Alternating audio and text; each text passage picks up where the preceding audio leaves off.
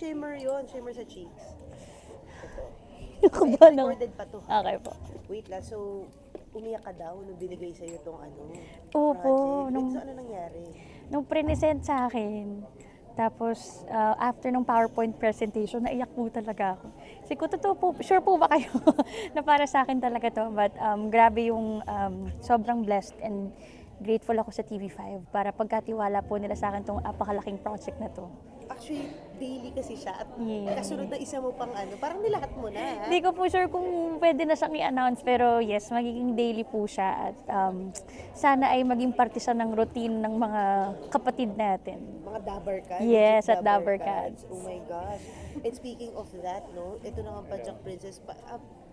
Nag-taping ka, nag-ano ka na ba? Taping? Ano look po, test? magsa-start kami. Today ang look test din namin, pero magsa-start po kami itong March na kasi by May, e-ere na po tayo. So, medyo mabilis ang mga mangyayari. Wait, so sa kaya na ito present sa'yo? Present po, actually, nabanggit po siya sa akin. December pa lang, nabanggit na sa akin nila Direct Mike, nila Miss Cams from APT na meron po silang project for me. Pero by January po kami nag-start mag-present. So, unang blessing ng taon sa akin. Grabe. Pero ano yung pwede mo lang i-share kasi hindi pa rin pwede ikwento sa lahat yung Yes. premise eh. Sino si Pajak Princess? Si Pajak Princess, yung character ko si Princess, isa siyang siya ang kumbaga mahal ng Barangay 5. So doon iikot yung story na despite sa lahat ng pinagdadaanan ni Princess, siya ang sunshine ng Barangay 5. Nakakatuwa naman, nagulat ka ba? Hello, MMFF, best ano ka nga eh. Okay. Best supporting, di ba? Tama Opo, ba? best. Best supporting, tapos nun, ang daming mga naka-line up sa'yo, di ba? Masaya, sobrang grateful lang ako sa APT syempre din kasi kumbaga bago pa lang din ako sa network na to sa TV5 pero pinagkatiwalaan agad nila ako ng ganitong kalaking proyekto. So, andun yung pressure, grabe yung pressure. Ka pa pag linggo. Yes, ano po Wala. tayo? Mahigpit po pangangailangan. Oo, parang May Lunes pinapagawa po hanggang tayong Linggo. mall ngayon. Joke lang. But yes, halos lahat yon cause yung Imagination and this one Pajak Princess with APT din siya. Pero itong Pajak Princess, collaboration siya ng APT and Signal. So, first time yun mangyayari. Kaya, How's your health right now? right now, I am okay. Fit naman to work and yun actually yun yung concern nila direct kasi since si Pajak Princess siya, Pajak medyo, siya. oo, mapajak siya ng sobra, tatakbo ng sobra. Pero sabi ko naman, I'm ready and tinanggap ko tong project na to at 101% lang ibibigay ko for this show. Just to kailan ka naging cancer free?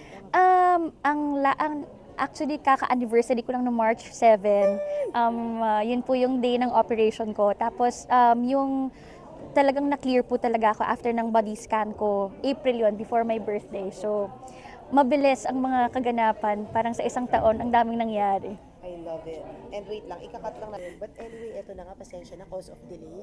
O, nag-pick up tayo doon sa Lenten special ng TV. Yes. At sabi mo nga kayo, nakakagaling mo ng bakasyon. Mukhang yun na yung huli.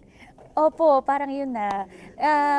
Nung Lenten namin, excited din ako kasi first time kong ma-experience yung Lenten. Siyempre, nung bata ako, napapanood ko yung mga aktingan nila. Tapos kapag may mga pinapakitang VTRs po, kapag ka-live namin, yung mga aktingan ni Bossing, nila Direct Eyes. Tapos, ano po kasi yun, bunutan kami kung kaninong group kami mapupunta. So, So may kaba factor. meron talaga. Tapos, andun yung pressure. Kasi, nakakatuwa kasi, syempre, kapag kasama mo sila ng ordinaryong araw, nagnanaknak lang naman ako kung ano pinagsabi ko, pero ito serious talaga. Tapos nakaka-starstruck si Bossing kay eksena. Parang Totoo. ang serious ni Bossing kapag dramahan. So excited ako kasi after 5 years, ngayon ang ulit kagawin ng Bulaga, yung Lenten special nila. Pero ito na, Miles, nagbubulungan na ba kayo? Parang nandito ka ulit sa, parehas na pude. Yes. APT, na dating dito kayo nag-host. Oo, nakakamiss nga actually. Dito yung studio namin before. Pero wala po akong alam na balita. Basta ang ako lang kung saan ang TVJ, kung saan ang mga pamilyang Dabber Cats, doon din ako.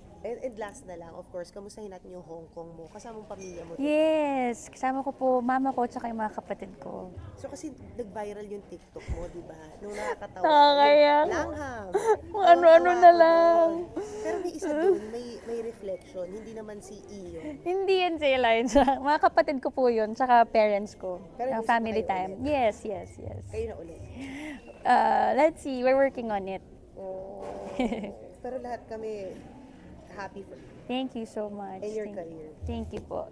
Thank Thank you so you. much.